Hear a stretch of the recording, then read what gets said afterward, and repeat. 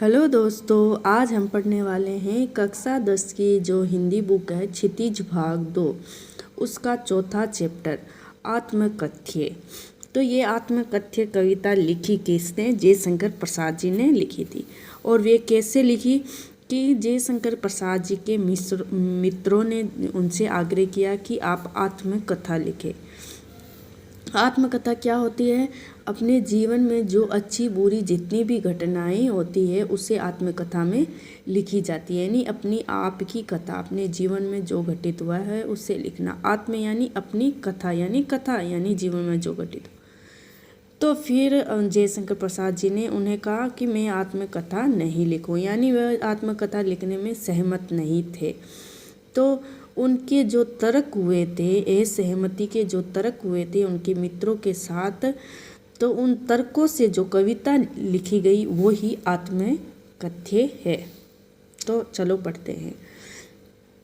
मधुप गुनगुनाकर कह जाता कौन कहानी ये अपनी, मुरझाकर गिर रही पत्तियां देखो कितनी आज घनी, इस गंभीर अनंत नीलिमा में असंख्य जीवन इतिहास, ये लोग करते ही रहते अपना व्यंग्य मलिन उपहास।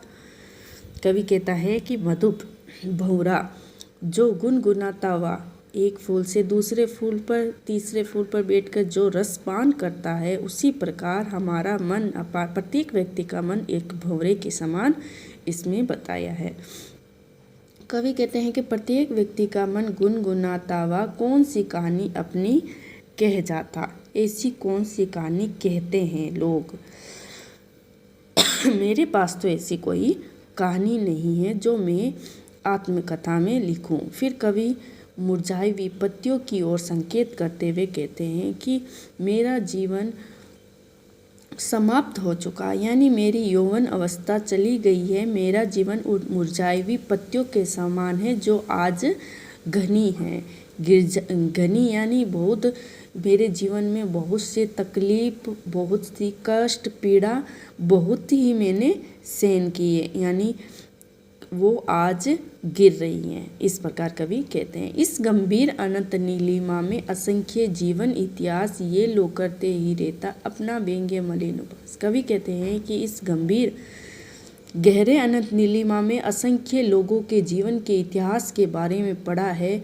अगर आपको पढ़ना है तो उनके आत्मकथा के बारे में पढ़ लो। मेरी आत्मकथा के बारे में क्यों पढ़ना है आपको? ये लोग ही करते अपना व्यंग्य मलिन उपहास, यानी कि इस जीवन में जिसने ही आत्मकथा लिखी है, जीवन इतिहास के बारे में लिखा है, वो अपना व्यंग्य मलिन उपहास ही कराते हैं, यानी वो अपनी हंसी उड़ाते हैं।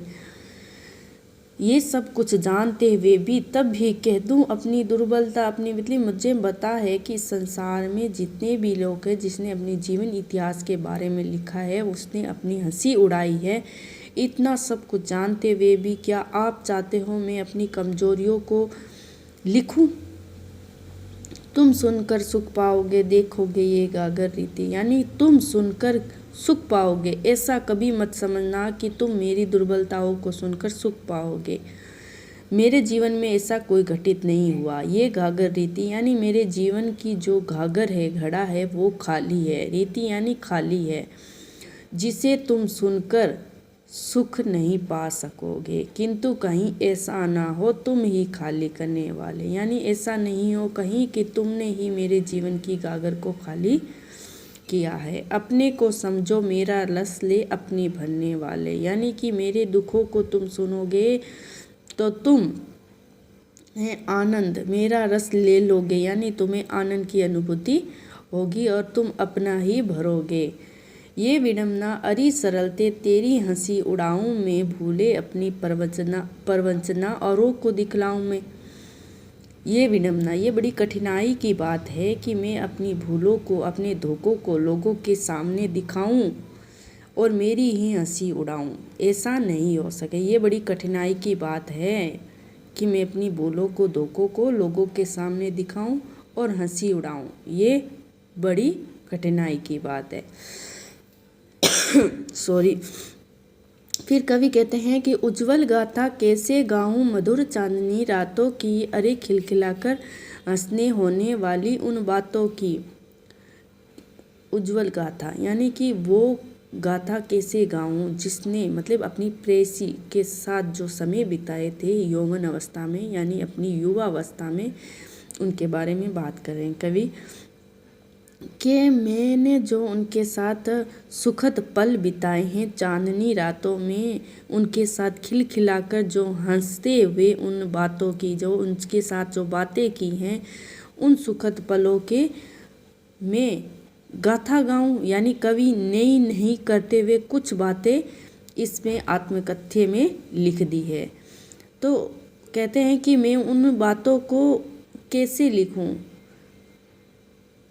उज्जवल गाथा कैसे गाऊं मधुर चांदनी रातों की, उन मधुर चांदनी रातों की गाथाओं को मैं कैसे गाऊं, उन रातों को हंसती हंसती खिलखिलाते हुए उन बातों को भी कैसे गाऊं। मिला कहाँ वे सुख जिसका मैं स्वप्न देख कर जाग गया, आलिंगन में आते आते मुस्का कर जो भाग गया। कवि कहता है कि उनकी भी गाथा मैं कैसे गाऊं, क्योंकि वो भी मेरे लिए एक स्वप्न के समान था, यानी कुछ दिनों के लिए वो भी मेरे साथ रही थी, फिर वो आते आते मुस्का, मतलब कुछ दिनों के बाद वो मुझे छोड़कर चली गई।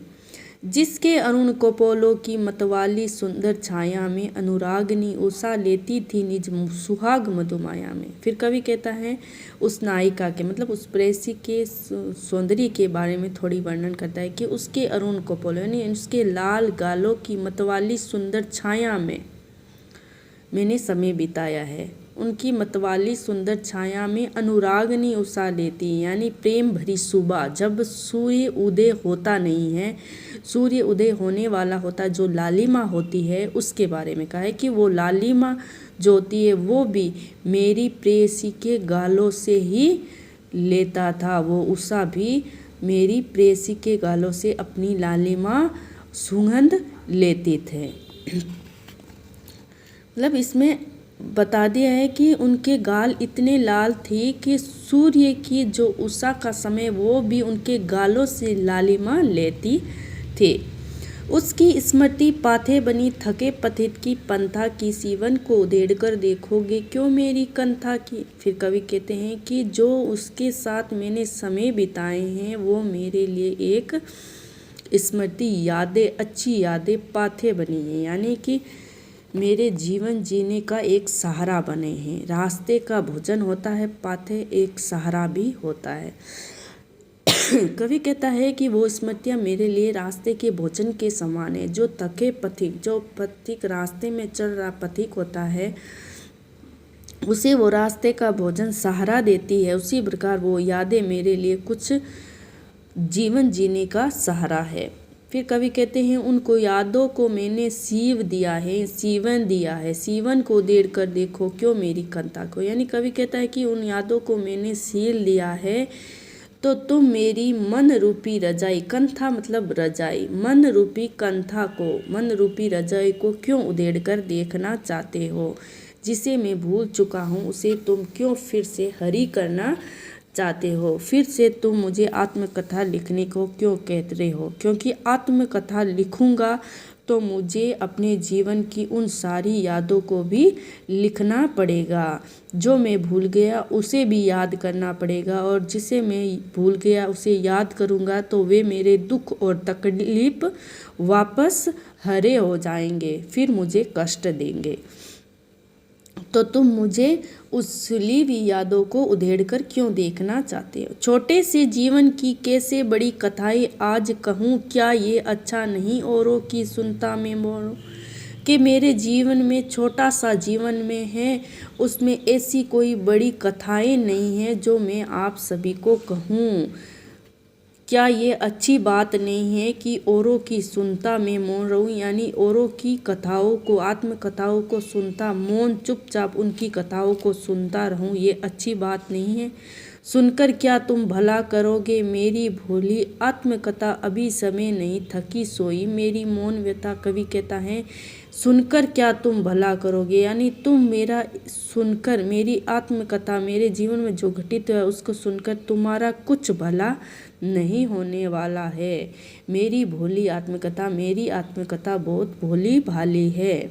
मेरे जीवन में मैंने ऐसी कोई प्रसिद्धि नहीं पाई है जो मैं आत्मकथा में लिखूं। अभी समय भी नहीं हुआ है। कवि के फिर लास्ट में कहता है कि अभी समय नहीं हुआ है, थकी सोई है मेरी मौन व्यथा, यानी मेरी जो स्मृतियाँ वे थकी हुई है, सोई है, मौन है, मैं उसे भूल चुका हूँ। आप मुझे उसे बार बार याद मत दिलवाई। मैं आत्मकथा लिखना नहीं चाहता हूँ। इस प्रकार कवि अपने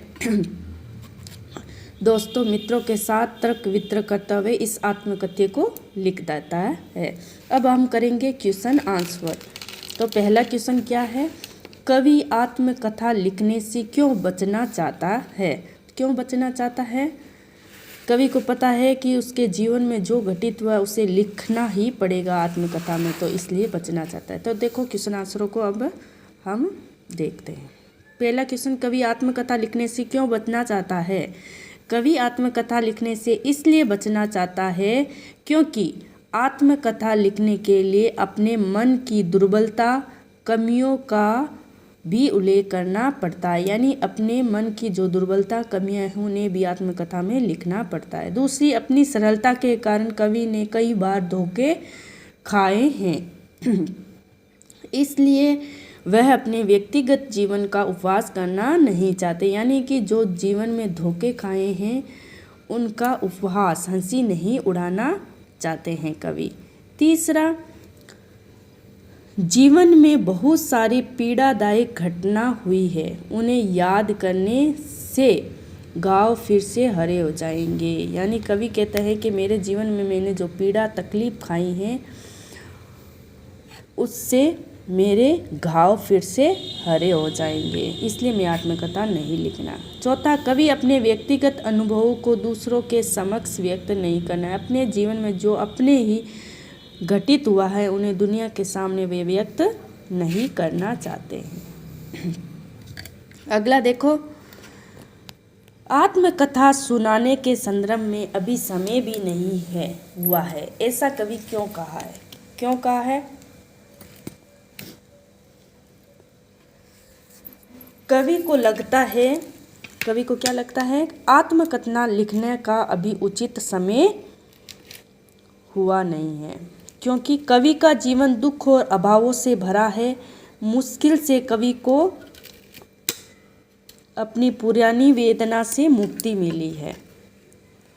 आत्मकथा लिखकर कवि अपने मन में दबी हुई असफलताओं को याद करके फिर से दुखी नहीं होना। कवि का कहने का मतलब है कि यदि मैं आत्मकथा में उन दुखों अभावों को लिखूंगा तो मुझे वह पुरानी वेदना वापस याद आएगी और फिर से मेरा जीवन दुखी हो जाएगा।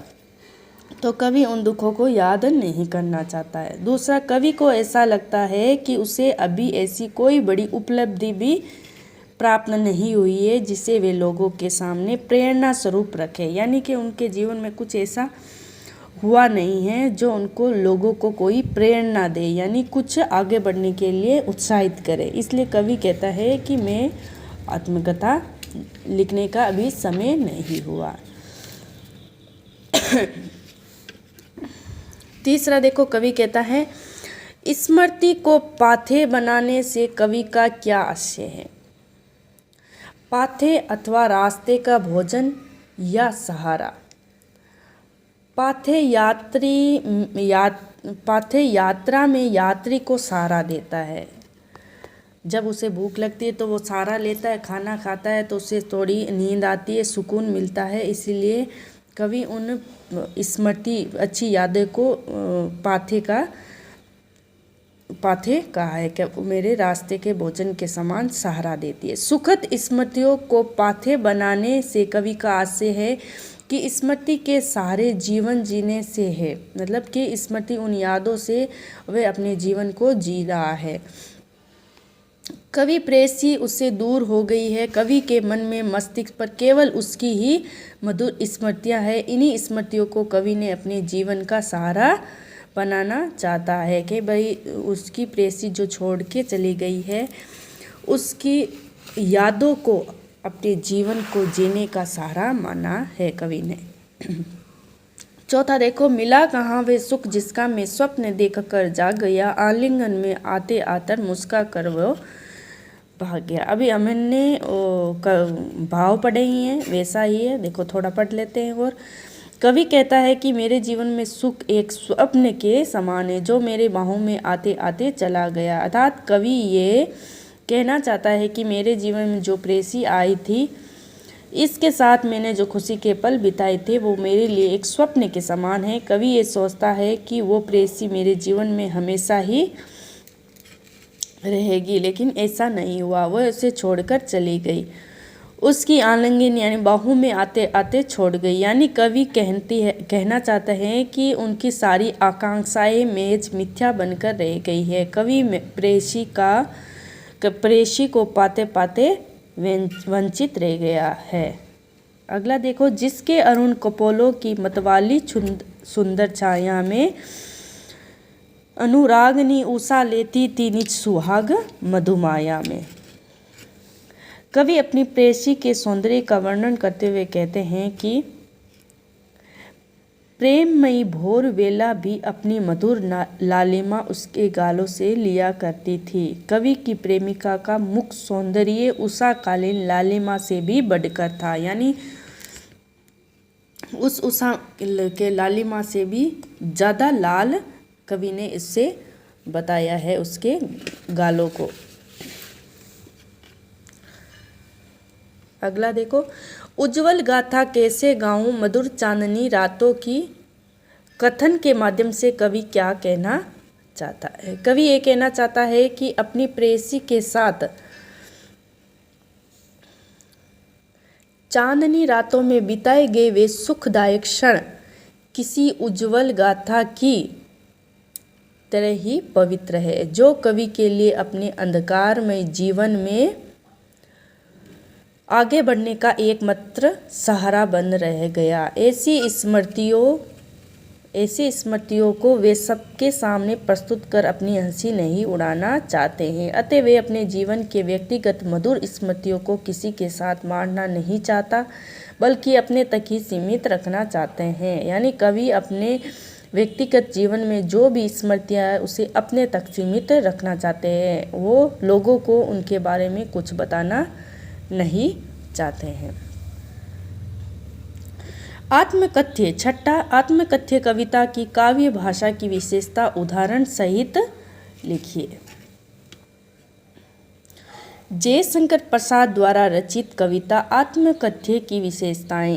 पहला, प्रस्तुत कविता में कवि ने खड़ी बोली हिंदी भाषा का प्रयोग किया है।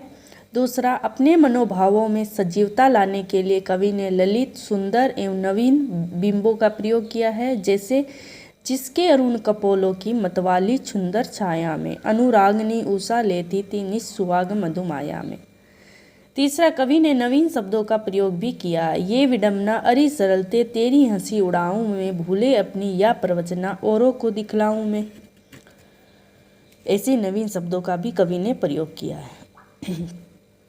यहाँ विडम्बना, प्रवचना जैसे नवीन शब्दों का प्रयोग हुआ है। छायावाद की प्रमुख विशेषता आप सभी को पता है, उन्होंने मानवीकरण अलंकार का प्रयोग तो करते ही हैं, जैसे थकी सोई हूँ मेरी मौन व्यथा। अलंकारों के प्रयोग से काव्य सौंदर्य बढ़ गया है। खिलखिलाकर आते आते पुनरुक्ति अलंकार है, खिलखिलाकर खिलखिल आते आते। अरुण कपोलों में रूप अलंकार है, क्योंकि अरुण कपोल उसे रूप दिया है।